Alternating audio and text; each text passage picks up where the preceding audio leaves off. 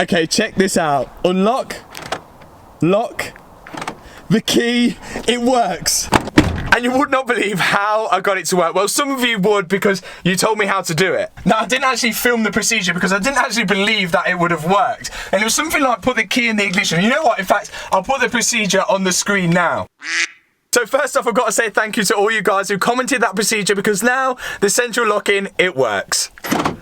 One problem down, 4,962,100 more on the E46 to go. Need all the wins, yeah. Ain't no L's, I gotta get a no call and quits, yeah. So in the last video, we dropped the rear subframe, welded the boot floor, put reinforcement plates on it, installed a new exhaust, put the subframe back on, and then we found a problem with the diff.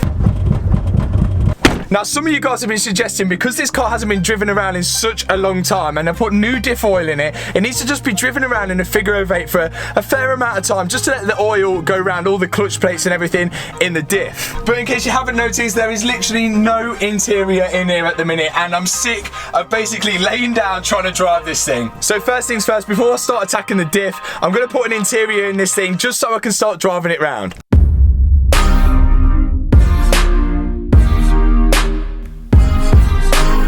So previously I've been replacing the old grey and battered interior for a black interior that I got off eBay for £700. I thought I might get away without changing the dashboard because the bottom of it is grey, but unfortunately it really clashes with the door cards. But that is why I bought this. This is going to be the first time I'm changing a dashboard just because I don't like the colour of it.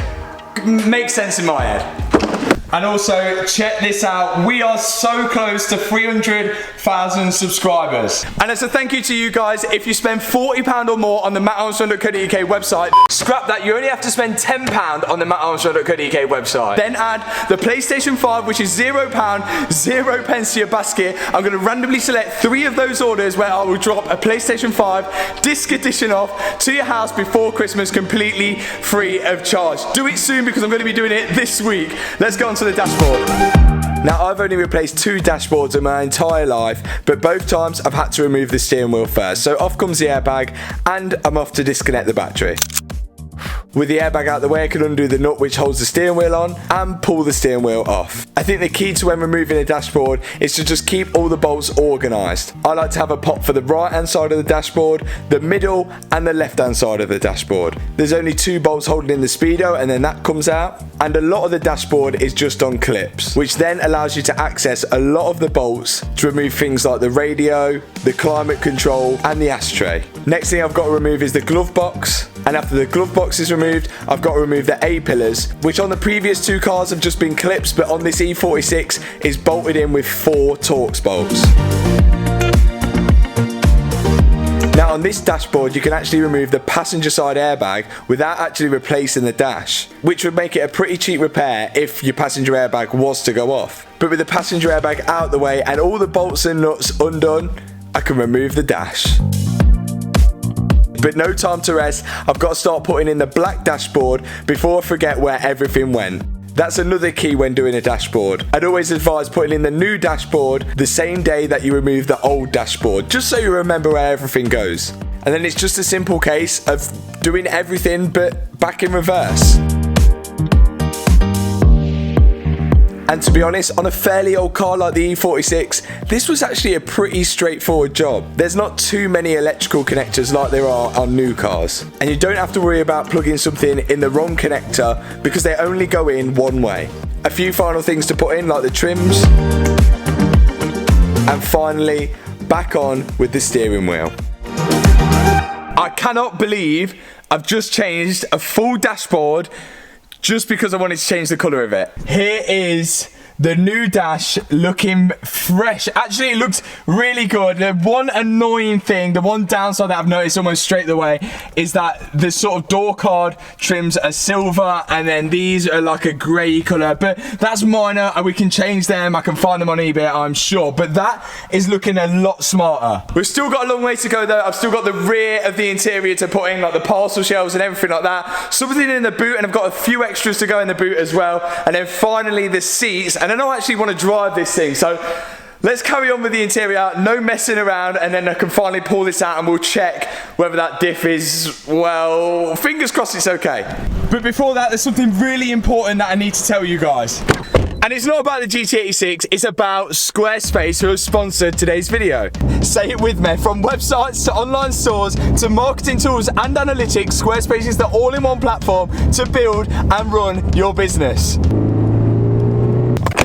Just Eat, Airbnb, Uber are just a few examples that rely a lot on a good website. And it just goes to show you how important a good website is for your business. And that's why Squarespace is the perfect tool for you and your business. Literally anyone can create a website using Squarespace. Check this out. Templates. Squarespace have got hundreds to choose from for all different styles of businesses and branding. So you've got your template, great, time to edit it. You can switch between mobile view and desktop view, which is really handy nowadays. Squarespace have made it simple to drag and drop your logo in there and drag and drop photos in there. I can edit text, remove text, and edit the photographs as well. And we're not even scraping the surface of how much you can do.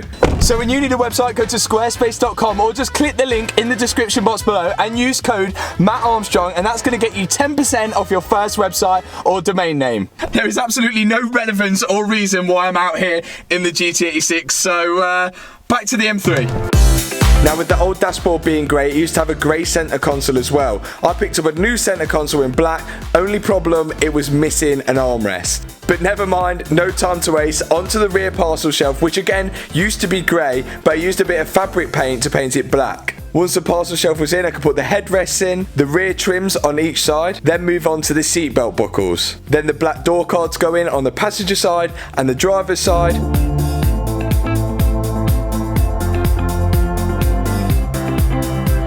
And we're starting to feel like we're getting somewhere now because the rear bench is going in. Nearly there now. Just the last final bits, like the seat belts and the front seats. This is something that I've just noticed. This is just a huge spacer piece which goes behind this little seat belt arm here. This is actually like OEM, which has shocked me. It's sort of like, just looks like an afterthought, like, oh, it doesn't fit, make a spacer piece.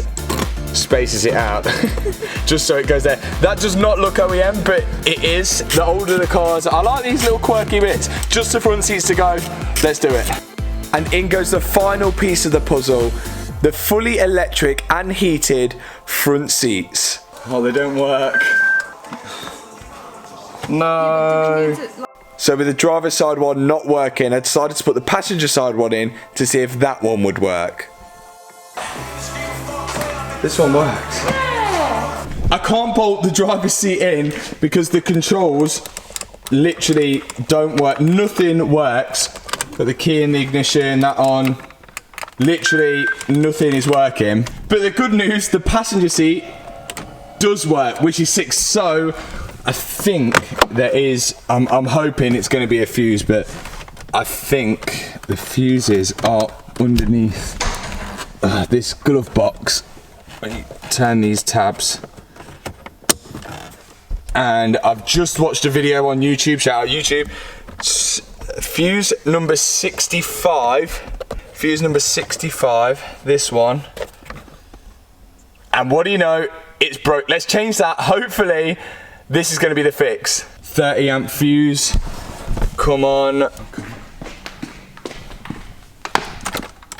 Yes! It works! We are absolutely smashing it now. The full interior is now in. It looks so much better. It's just smarter. It looks cleaner. There is a few things that we're missing. Yes, like the armrest section, like down here. This does need like an armrest of some sort, which I completely forgot to order. So yeah, we need an armrest in there. One thing that I have completely forgot about is since I refitted the dashboard, I haven't started it to check if anything's worked, which is, well, it could be a rookie error, but I mean, I've got confidence. Confidence is the key.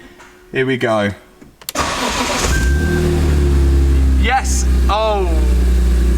I've still got an airbag light on. No other lights. Yes, we've got all those lights on because we've got LEDs. We'll get onto the rear lights.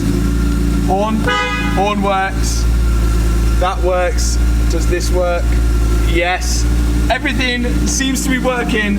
We're doing all right. So all the front side of the interior in. The one part that we haven't touched on yet is the boot. There's a few things Well, there's a few things that are going to be a nightmare. So the whole idea when rebuilding or restoring this car was to make it sort of like OEM plus. So there's a few aftermarket parts in it, but not over the top. But there's some things like this that we probably won't be able to avoid. Now the cracks that happen in the boot floor of the E46s is a fairly common problem, and we want to avoid that happening again. So things like this little strut brace, which is going to go over the suspension struts at the top, should stiffen it up and hopefully sort of prevent it cracking again.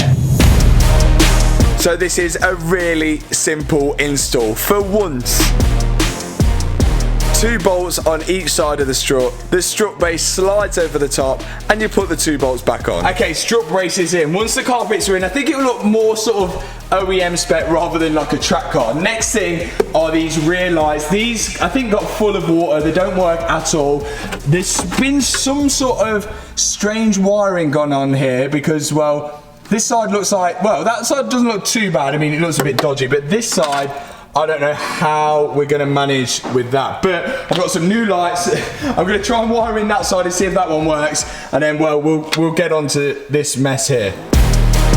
Again, removing the rear light, really easy. There was just 3 10mm bolts, quick spray with the MA detailer, and in with the new rear lights. I'm not too sure how I feel about them. They're the all red version instead of the smoke version. They are still LED, but they were the only ones I could find. And don't worry, the camera's making it look like the LEDs are flickering. Now these rear lights come in a set, which means you get the ones on the actual boot lid as well, which was just 1 10mm bolt to remove after we've removed the boot lining.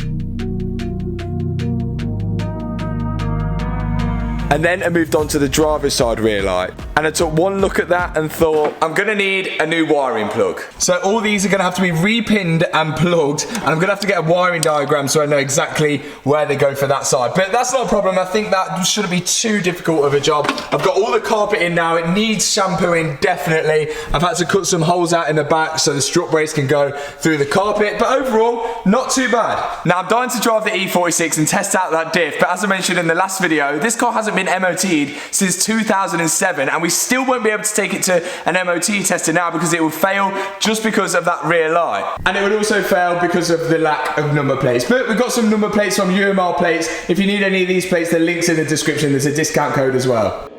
Plate on, let's do this.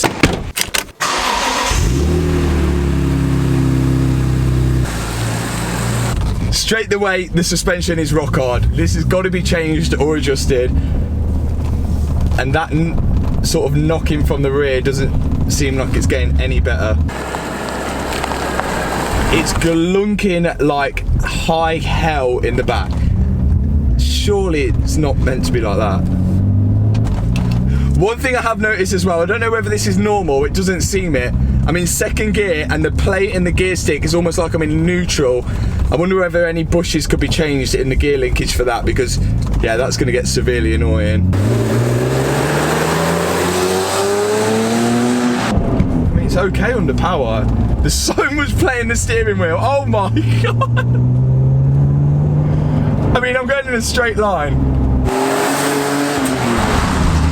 So when you push the clutch down, you've got that knock, and then when you engage it again, you've got a knock again. It could be a prop shaft bearing or like a joint in the prop shaft that's worn, or again, it could be the diff. And just like that, we're back in the ramp where this car spent most of my ownership of this car has been in the ramp. You're annoying me. Okay, good points of the car. The car drove, it sounds sick, the interior's in, it's pretty comfy to drive. But then there's bad points, and there's more bad points than good points. One bad point, which isn't severe, we can get to this at like a later date, is that there was play in the steering rack, and apparently it's something to do with sort of like the bushing in the steering rack. It's almost like you steer it 45 degrees, then it steers, which is a little bit annoying, but we can get to that. Annoyingly, even though I thought I covered all the oil leaks on this car, I think I found one more. These pipes here, which are going to an oil cooler at the front, it looks like it's just seeping oil out of there, which they've got 2 O-rings on there, so so I think I'll just replace them and hopefully that should fix that. But other than that, the underneath of the car is pretty dry. Then of course we've got the problem with the diff and possibly the prop shaft as well. Now to take all this down, I'm gonna have to take the exhaust off again, and it's definitely not a 5-minute job. Now the good news, I've got the O-rings from BMW to fix that oil leak, because I just want to get that fixed first because oil leaks absolutely do my tree in, so let's fix that first. I really hope that this is going to be a simple fix and not another nightmare. One 6mm Allen key to undo the bolt. Then I can work out the 2 hoses. Yes, we lose a little bit of oil, but I'm willing to sacrifice that to put on 2 fresh new O-rings, which would hopefully fix the oil leak. Hopefully that's the oil leak fix, and we can put the under tray on and just say goodbye to the front of the engine because that's done. Now it's time for the hard stuff. But unfortunately right now I need the ramp because I'm about to fit the hybrid turbo on the 140i. So I'm sorry M3, but you're just gonna have to wait. So some progress, slow progress I know, but any progress is better than no progress. So if you've enjoyed this video, hit that thumbs up button, hit that subscribe button, and remember, £10 on the mattarmstrong.co.uk website and I could be delivering you a PS5 before Christmas. See you in the next video. Peace out.